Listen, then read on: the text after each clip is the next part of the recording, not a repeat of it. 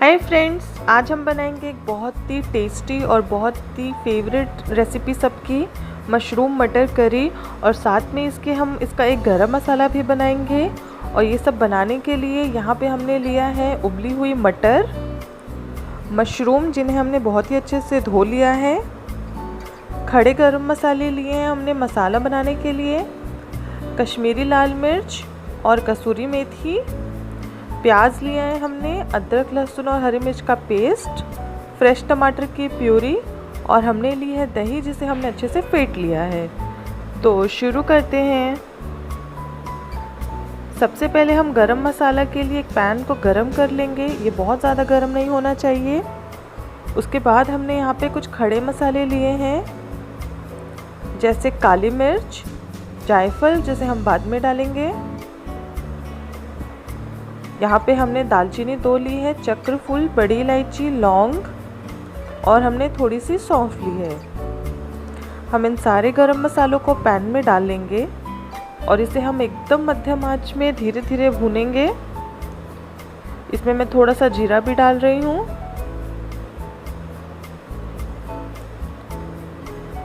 इन सब मसालों का हम एकदम कम आंच में धीरे धीरे भूनेंगे, जिससे ये जो मसाले हैं ये अपना तेल छोड़ेंगे और इसमें बहुत ही अच्छी सी खुशबू आनी शुरू हो जाएगी।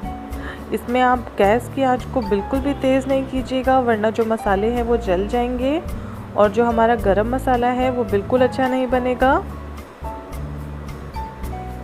ये मसाले अच्छे से भुन चुके हैं और अब मैं इसमें डालूँगी धनिया पाउडर और थोड़ा सा नमक, जो इस मसाले को पीसने में हेल्प करेगा।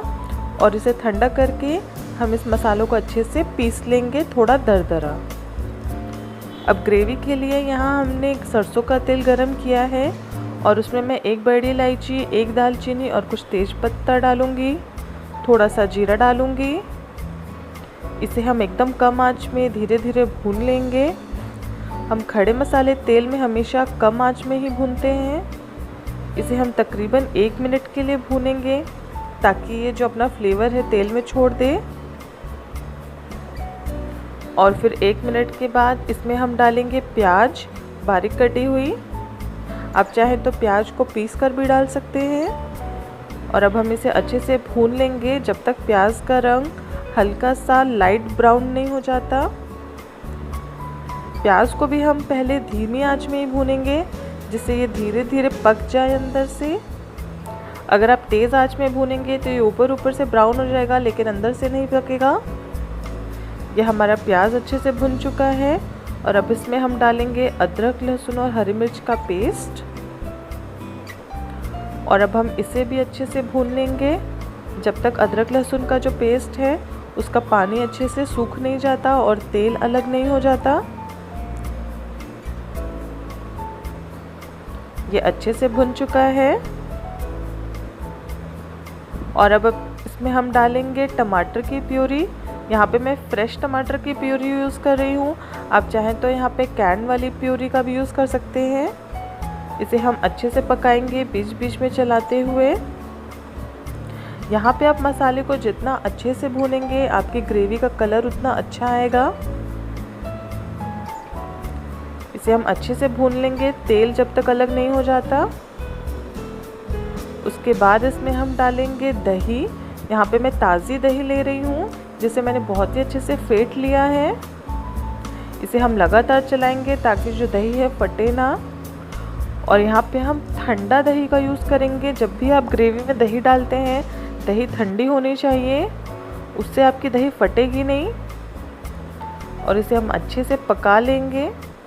ये देखिए, ये जो दही है ये बहुत ही अच्छे से पक रही है। मैं इसे आपको थोड़ा पास से दिखाती हूँ। ये धीरे धीरे पक पक के खोए जैसी हो जाएगी। इसे हमें तब तक पकाना है।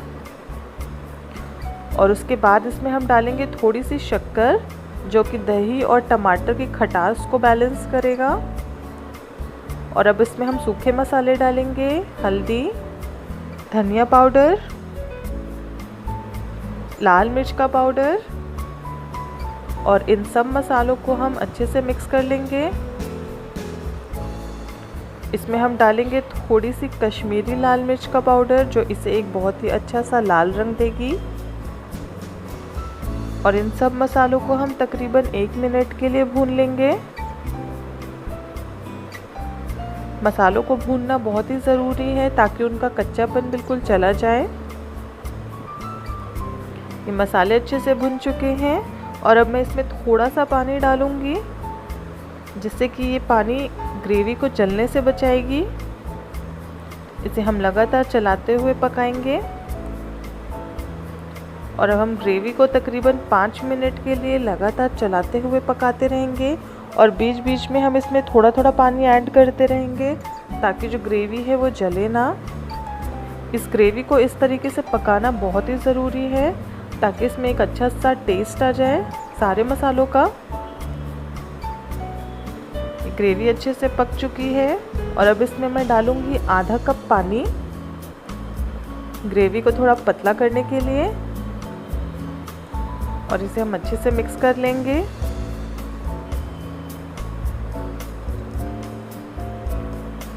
और अब हम इसका ढक्कन लगाकर इसे पकने देंगे तकरीबन 5 मिनट के लिए।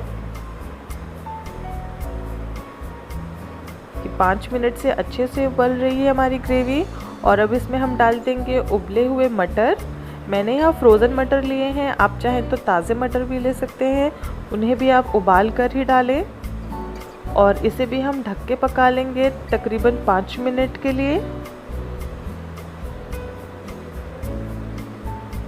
ये हमारे मटर अच्छे से पक चुके हैं और अब हम इसमें डाल देंगे हमारे मशरूम, जिन्हें मैंने एक मशरूम का 4 हिस्सा कर लिया है।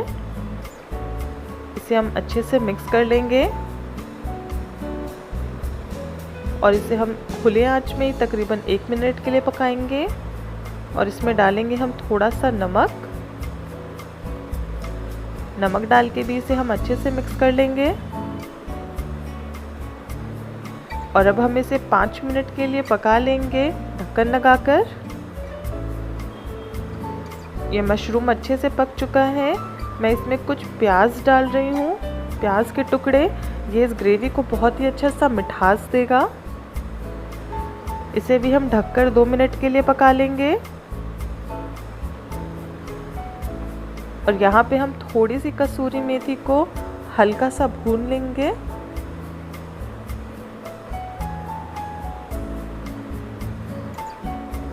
ये हमारा प्याज और मशरूम सब कुछ अच्छे से पक चुका है और अब हम इसमें डाल देंगे ये गरम मसाला जिससे हमें बनाया था अभी। इसे हमने दरदरा पीस लिया था, इसे हम डाल लेंगे। और इसमें डालेंगे हम थोड़ी सी कसूरी मेथी हाथ से ही क्रश करके।